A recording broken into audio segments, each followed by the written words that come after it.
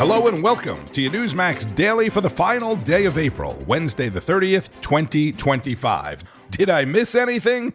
Oh, wow. I always used to say miss a minute of the Newsmax Daily and you miss a lot. Miss a day of the Trump administration and you miss a lot. Contrary to popular belief, unfortunately, I was not in Rome. And thank you to the wonderful Kay Hill Smythe for filling in.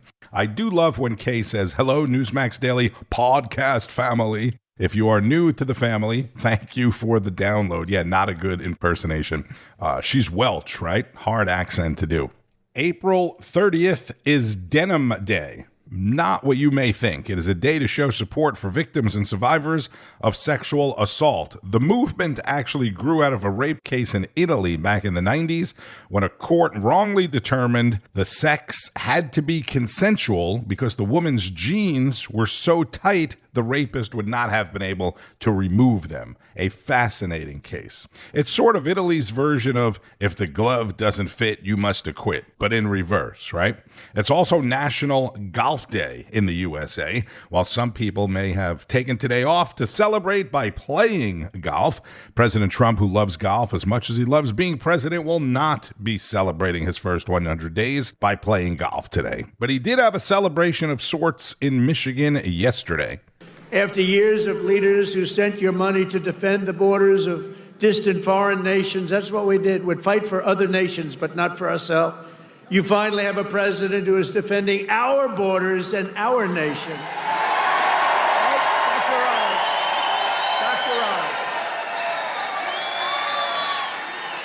After decades of politicians who destroyed Detroit to build up Beijing, you finally have a champion for workers in the White House, and instead of putting China first, I'm putting Michigan first, and I'm putting America first.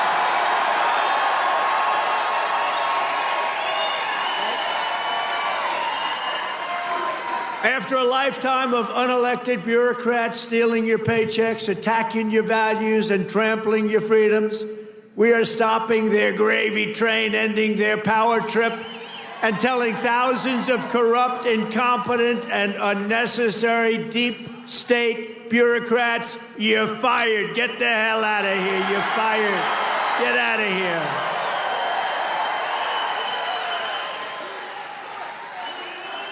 here. In 100 days, we have delivered the most profound change in Washington in nearly 100 years. I read an editorial today that this is the most consequential presidency in history. How about that? And it wasn't even by a group that would normally be supporting us. It was a group of people that I think they tend to be on the liberal side, but they said it's the most important election, the November 5th, that changed it all. You have to see, well, you hear some of these numbers, but that is the most consequential election that we've ever had in our country.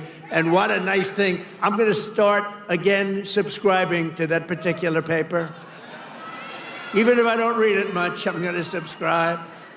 But it was a very nice compliment, especially from them. They know who I'm talking about. We're ushering out the long reign of special interests and the radical left lunatics, and we're ushering in the golden age of America. That's what we have.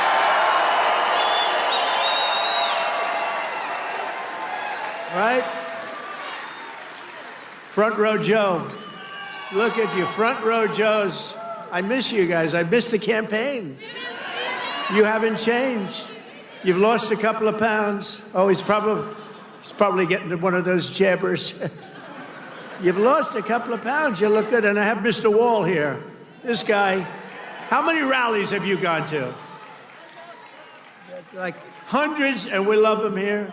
The Wall. One day I'm going to get that suit and I'm going to wear it on stage.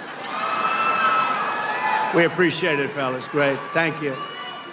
You know, we have a group of ladies, I don't know if they're here, but we have a group of women from North Carolina, a large group, like 50 of the most beautiful women, and they've been to 129 rallies. They're happily married, I think, too. They just keep going to rallies all the time. But they're great. North Carolina, where we won by big numbers. Nowhere has this transformation been more dramatic than our southern border. You have seen a change on your southern border that Sleepy Joe said couldn't happen. Sleepy Joe, the worst president in history, said it couldn't happen. The last administration engineered a massive border invasion, allowing gangs, cartels, and terrorists to infiltrate our communities and rape and murder our citizens, and that is being nice about it. That's actually being nice about it. They are the worst. But standing before you today, I can proudly report that this heinous betrayal is over and that we have achieved the most secure border in American history by far. In his nearly 90-minute speech, 90 minutes on and off the prompter, highlighting the accomplishments at the border and immigration, hammering Sleepy Joe and crooked Joe Biden and the Biden administration at every opportunity, while touching on almost every other executive order that he has signed in the past 100 days, more than any other president ever. In 100 days, I've taken more than 1,000 executive actions, and I could recite our accomplishments all night long. And by the way, did you just see what I did? Straws. I wiped out the paper straw, little thing. These are the little things. The president also thanked many members of his administration for their help in the success of the administration. Some of them were there in Michigan with him and spoke as well. I love this guy. I love this guy. There is nobody smarter or tougher than Stephen Miller. Stephen, say it. Who's enjoying 100 golden days of America? President Trump has achieved the most secure border in American history. He's fighting violent crime. He's fighting the drug cartels. He's cutting your taxes. He's cutting wasteful spending. He's draining the swamp. He's standing up to the radical left. He's standing up to the communists, and he's making America stronger than it's ever been. President Trump will never stop fighting for you, your children, and your family, and President Trump will make sure that in this country, not illegal aliens, not criminals, not gangbangers, but American citizens come first, last, and always. Thank you. And thank you, President Trump, for being the greatest president in American history. He's great. This guy, he is something special. And he's been with us right from day one. Right from day one, Stephen's been there, right? Newsmax White House correspondent Mike Carter was also there and spoke with the people. There's a lot of energy here in Macomb County, Michigan. We're here in Warren, Michigan. How we feeling, everybody? 100 days in office for President Trump, and he's celebrating here at Macomb County Community College tonight. Of course, 100 days of Trump means 100 days of getting stuff done. Jared, why don't you stand up here with me here? Jared, you work in a local school district near here. Out of all the things that President Trump has done over his first 100 days, what's your most important issue? I think there's two, actually. What we're doing on immigration is important to us because, look, if you come here illegally, you're not supposed to be here. We need to get rid of you. And number two, I think he's reshaping education for the future of America. And we have a lot of bureaucrats who spend a lot of time telling us who we should hire based on what they look or who they worship, and then allowing men to play in women's sports. We need to stop that. We need to get rid of it, and the president's done that. And he's going to start doing things that help us return tutors to schools, get us more teachers, and make sure local control is in our districts. Jared, thank you so much. We're here in Warren, the president arriving here in Macomb County, guys. Later this afternoon, he'll be meeting with Governor Whitmer, who will be meeting him at an Air National Guard base just north of here, about 10 miles north of where we are at Macomb County Community College. 100 days of Trump. Yeah. What are you so excited about when you see the president today? There's a chance I'm going to have some of my Social Security when I'm there. When I finally get to the end of my line, the last of it, the Social Security is going to be there because we're $40 trillion in debt. That is crazy. And I know what happened to Argentina, and I'm not going there. No taxes on tips, no taxes on Social Security. The president promising to take care of working men and women here in Michigan. And Tammy, if I could get you to stand up real quick, you're a retiree.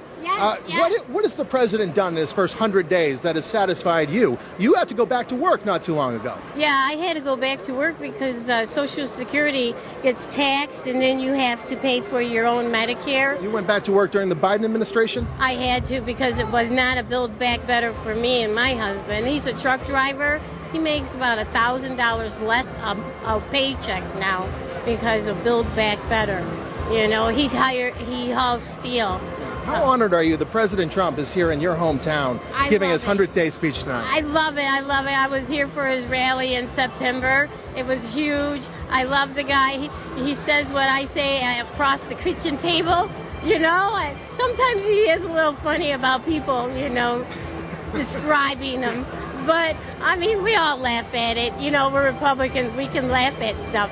We don't hurt anybody. Well, Tammy, thank you very much. Enjoy the night, guys. And, of course, you mentioned truck drivers. The president signing an executive order the other day, now asking truck drivers to know English. Newsmax White House correspondent Mike Carter in Warren, Michigan last night with President Trump. As Mike mentioned, prior to the rally, President Trump made a stop at Selfridge Air National Guard Base with Michigan's Democratic Governor Gretchen Whitmer. Well, I guess they think we're going to save this place. And you know what? They're right. 100% right. We're going to save it and make it better, actually. So at ease, everybody. At ease. Enjoy yourself. Sit down if you can. If those are chairs, yeah, they are, in a sense. Thank you very much. It's an honor to be back in the great state of Michigan. And as you know, we had big victory in Michigan. And I won't forget it, and I'm not forgetting it. And I'm honored to be here at Selfridge Air National Guard Base with the men and women of the 127th Wing of the Michigan Air National Guard. Thank you very much for being here. This is great. It's a great honor, and a great honor for me. We've had such success in Michigan. I want to thank the Secretary of Defense, Pete Hegseth, who's doing a really great job. The Houthis will tell you that.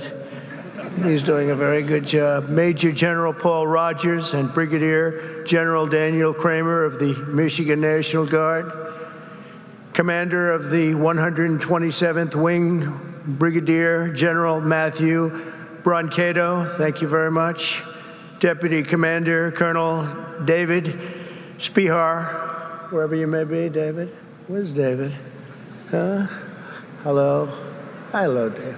Where the hell are you, David? Hello, David. Thank you very much. He's like the quiet type, right? But a killer, I hear. Command Chief Master Sergeant Bruce Hedrick. Bruce?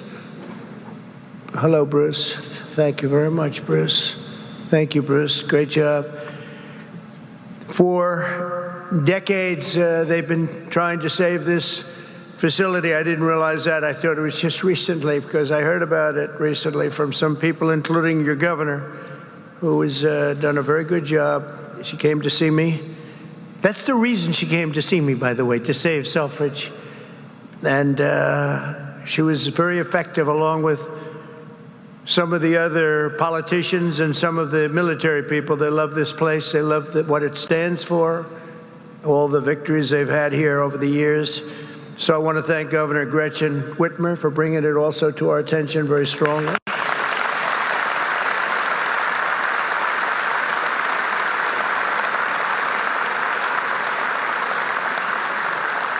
And, I'm not supposed to do that. She's a Democrat. They say, don't do that. Don't have her here. I said, no, she's going to be here. She's done a very good job, frankly, and she was very much involved with the Republicans. They worked together on saving it, and it was not easy. So I want to thank you very much, Gretchen. Good job. Thank you. You remember a few weeks ago when Whitmer went to the White House to talk to Trump about the Air National Base? He went on to invite Governor Whitmer to speak. She appeared to approach the microphone somewhat reluctantly at yesterday's event. Well, I hadn't planned to speak, but on behalf of all the military men and women who serve our country and serve so honorably on behalf of the state of Michigan, I am really damn happy we're here to celebrate this recapitalization at Selfridge. It's crucial for the Michigan economy. It's crucial for the men and women here, for our homeland security and our future. So thank you. I'm so grateful that this announcement was made today, and I appreciate all the work. Thank you. Michigan Governor Gretchen Whitmer, she wasn't quite as complimentary as he was, because the last time she appeared with Trump at the White House, as I mentioned, she was shellacked by her fellow Democrats. And you heard the president say people told him not to say Whitmer is doing a great job. And that is exactly, I probably said this a few weeks ago, that is exactly what is wrong with Washington and politics. Yes, they are on different teams. You have to support your team, but the other person is not automatically the enemy, right? Both teams are supposed to be working for us, for the better of the country. That's what Trump is trying to do. And in this case, that's what Whitmer is trying to do. He said she came to him at the White House and he obliged. And he's been very cordial and very nice to her. They both have said nasty things about each other in the past, but they are now working together to get something accomplished. A rarity in Washington. Even sleepy Joe Scarborough on Morning Schmo was somewhat giving Trump credit for it. Or maybe he was just trying to protect Whitmer from other Democrats. If you watched the whole rally on Newsmax last night, you know it was decided that Joe Biden will now officially be called Crooked Joe. The crowd voted for Crooked Joe over Sleepy Joe. Now, Sleepy Joe can go to Joe Scarborough.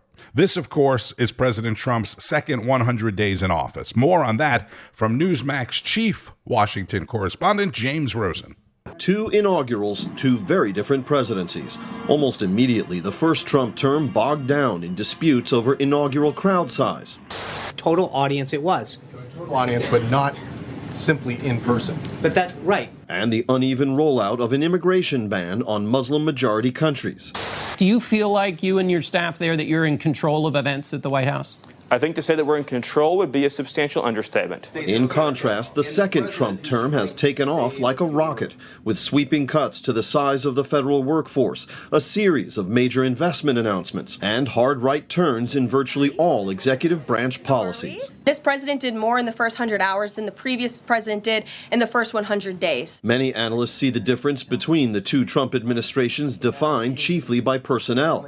Early in his first term, the president fired FBI Director James Comey and installed Christopher Wray, a former DOJ official previously unknown to the president, in his place. Cash, wherever you may be, good luck. Now Kash Patel, an unabashed Trump loyalist, runs the FBI. Is it your view of your authority that you have the power to call up any one of or all of the people seated at this table and issue orders if they're bound to follow?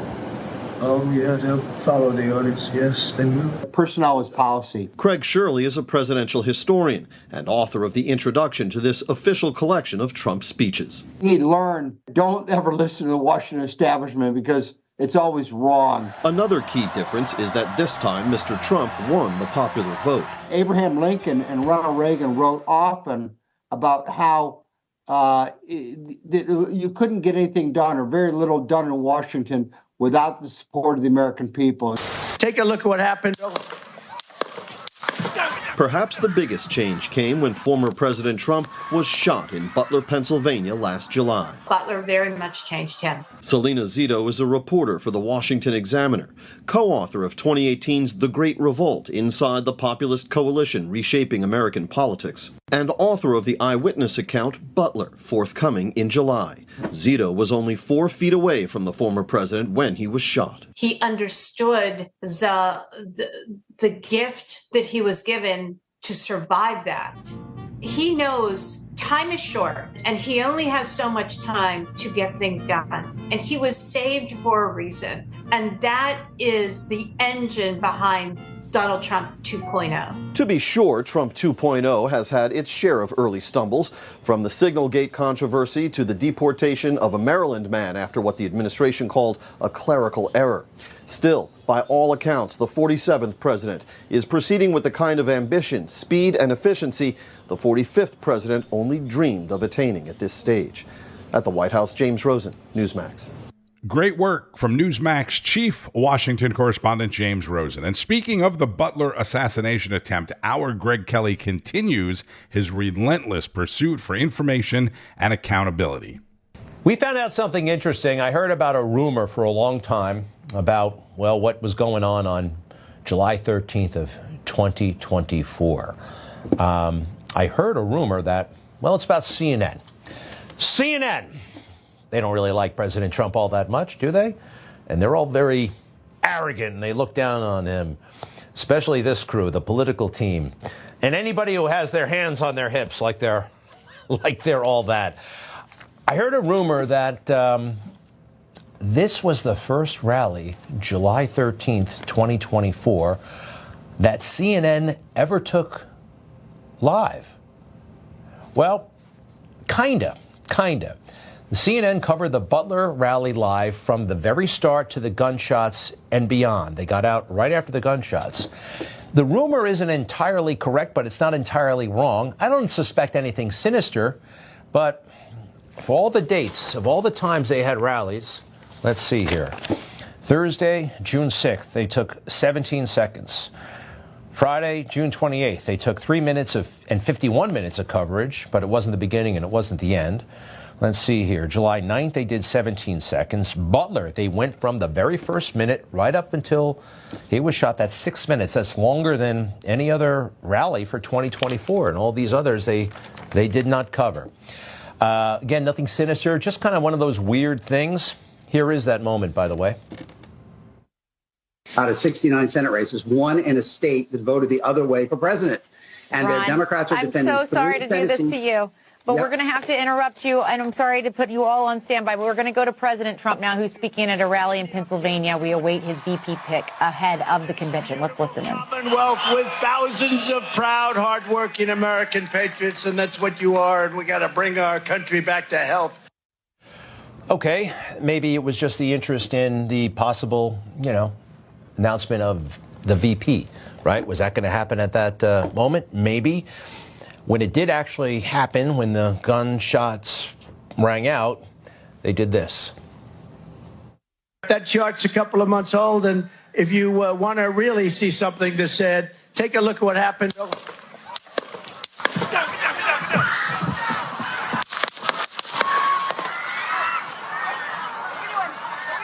Okay, we are watching live. We do not know what is happening. We see Secret Service agents there with former President Donald Trump. This is at live video from Butler, Pennsylvania, where they are scrambling. We heard sounds, and that is when they told the former president to get down. Personally, I would have stayed with the scene. You want to find the whole thing. Again, nothing sinister, just kind of weird, right? What are the odds? It's a coincidence. Coincidence happens. The first rally they took live from the very beginning. I guess they were waiting for Vance's announcement, but interesting, nevertheless. There's so much about this Butler situation that has not yet come to light. There has not been sufficient coverage of the findings or lack thereof. Now, this is interesting. This is from an official report from Homeland Security. No one was in charge. No one was in charge. Like, basically, everybody who was there kind of thought somebody else was in charge. And there was a lot of this, right? There was a lot of, no, not me, that guy. It wasn't me. It was the second supervisor, the site supervisor, the site agent, the lead, the SI. They have all these titles that they were hiding behind. And it was that guy, not me. Greg Kelly is the host of Greg Kelly Reports. That's 9 o'clock Eastern on Newsmax. Check it out tonight. Today, President Trump is hosting a cabinet meeting at the White House, participating in a swearing-in ceremony for former banker Warren Stevens, his pick as U.S. ambassador to the UK, and then this afternoon delivering official remarks about the billions of dollars being invested in America.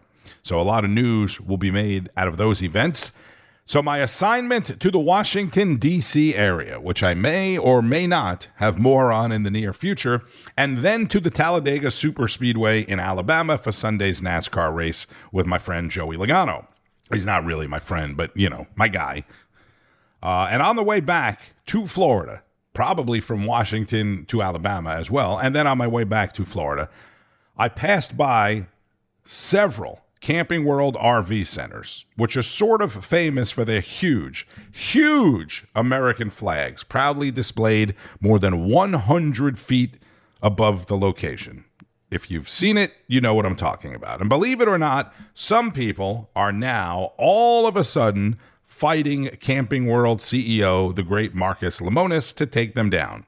He spoke about this and more with our Tom Basilian. If you don't know Marcus's personal story, I encourage you to keep listening. It's time now for our Patriot of the Week, where we celebrate those who exemplify the spirit of this great nation, and sometimes in the face of really great challenges. And today we salute Marcus Lemonis. Now, Mr. Lemonis has been flying his enormous American flags outside his Camping World stores nationwide for at least 2 decades. Then suddenly, the lawsuits started rolling in. Now he's facing challenges from municipalities in Tennessee and North Carolina, but he refuses to take them down. For more on this, joining me now, the CEO of Camping World, Marcus Lemonis.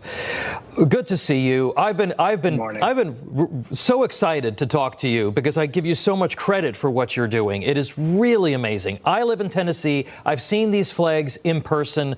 I've seen them for years. They're big. They're beautiful. Why are you getting attacked over this?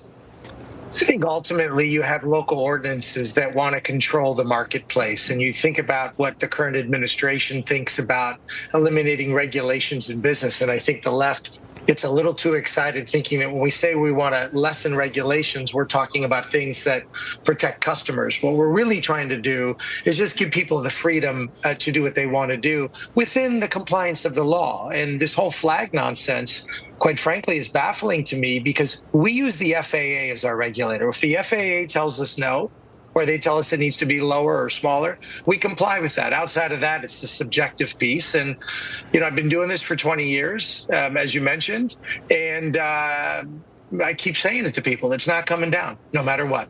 Yeah, it's just amazing. How big are these flags, by the way, Marcus?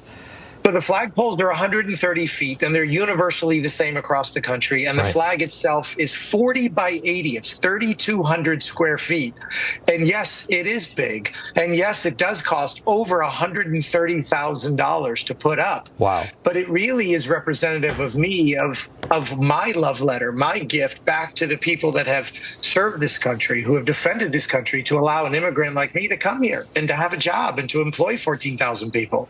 Marcus, are you getting any support from the elected officials? This has impacted one of your locations down in Greenville, but the local communities, the local elected officials, how are they coming down on this? I think people are a little conflicted right now. We know that we're getting support from the administration. I have many friends in the Trump administration who support it. There are state senators and congressmen and U.S. senators that are encouraging us to do this. And my response to everybody is, if this is such a great thing, then let's pass a national bill that allows the flags, as long as they're safe, as long as they comply with the FAA, as long as they're done so in a way that doesn't put people in harm's way. Let's pass a national bill that allows people to display the U.S. flag. Yeah. This isn't an opportunity to exploit it, to put up, my favorite sports team. Yeah, no, it's such a great idea. Now, a lot of folks may not know this, but you were born in Beirut. You legally immigrated to the United States, and you've managed to live the American dream. Yeah, Talk to me about what does the flag mean to you after this journey that you've been on personally here in the United States? I think it's tough for me. I was dropped off on the doorstep of an orphanage when I was a small child. I was adopted by an amazing family in Miami, my mom and dad. That's how I refer to them. I have no brothers and sisters. Now both my parents are gone. And as a little child, my family had an automobile dealership, and we flew a flag. It was the largest flag in Miami. It was not this big. And I used to tell my grandfather, my adopted grandfather, as a small child, I'm going to own a business one day. My business is going to be bigger than yours, and my flag is going to be bigger. And so I've been really doing this because as an immigrant to this country who was given a chance to go through the proper process, and I have pictures in my bow tie where I'm getting my, my naturalization papers and taking the test. It's a proud moment for me, and I want to leave my legacy on a country that gave me so much. And the flag is my way of saying thank you. Marcus, last question for you. What's your message to your fellow Americans who might be concerned about showing their patriotism because they're afraid, they've been made to sort of feel afraid that they're going to trigger somebody on the left and face some backlash? I think that as long as you're doing anything that you do with respect, which we do, and you do, and everybody else does, that a demonstration of what I believe in doesn't have to be so, doesn't have to create such conflict. My message to everybody is you should do what you believe in. You should be kind to others. You should run your business. You should employ people and be good to customers and do the things that are necessary to be a good citizen, but you also have to be a good patriot. Yeah. And for me, being a patriot is about standing up for what you believe in. I closed one of the locations in town because it's gotten so noisy, but the flag's not coming down, and I've been told that I'm going to go to jail. My response is, you can take me to jail. The flag's still not coming down. God bless you. Marcus Lemonis, CEO of Camping World, the owner or partner of so many other businesses as well, including many family businesses that he saved from going under. That's when I became a big fan of his. Each flag cost $130,000 to put up. What a great story from a guy who started out as an orphaned immigrant in Miami. On Wall Street, stock markets opened slightly lower this morning after closing in the green yesterday. Coca-Cola yesterday and Etsy today both had positive earnings reports. Among dozens of earnings reports that are out, both said they are staying nimble on tariffs. Coca-Cola said it is not going to raise prices due to tariffs. The big news on Wall Street this morning, though, however, is the GDP report showing that the U.S. economy actually shrank for the first time in 3 years. That is going to be big, big news, especially for folks on the other side of the aisle. The experts saying the decline was driven by a surge of imports ahead of Trump's sweeping tariffs. The president this morning saying, be patient. On the crypto market, Bitcoin and other cryptocurrencies are also slightly lower this morning. At the time of this recording, Bitcoin was down about $600, just shy of $95,000. XRP was down to $222. Be sure to keep up with all of the news today on Newsmax N2, that's Newsmax 2, and at Newsmax.com. Also, make sure you have the Newsmax app on your phone so you can stay informed anywhere, anytime. It all starts each and every morning with Wake Up America, followed by National Report, Newsline with Bianca De La Garza, all the way through Rob Schmitt Tonight, Finnerty at 8, Greg Kelly Reports, Chris Plant and the Right Squad, and so much more. I'm Tony Marino. Thank you again for checking out the Newsmax Daily Podcast. If you are new to the Newsmax Daily Podcast family, thank you. And thank you again to Kay Hill-Smythe for filling in. Enjoy the rest of your Wednesday and keep on fighting the good fight. News breaks every minute, every day. You need the app, the Newsmax app. Find it free on your smartphone store. Then watch us anytime, anywhere. Information. Truth. Is freedom. Is Newsmax. It's real news for real people.